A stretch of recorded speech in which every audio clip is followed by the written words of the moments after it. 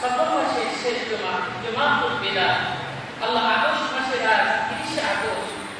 সর্বকালের সর্বশ্রেষ্ঠ বাঙালি বাংলাদেশী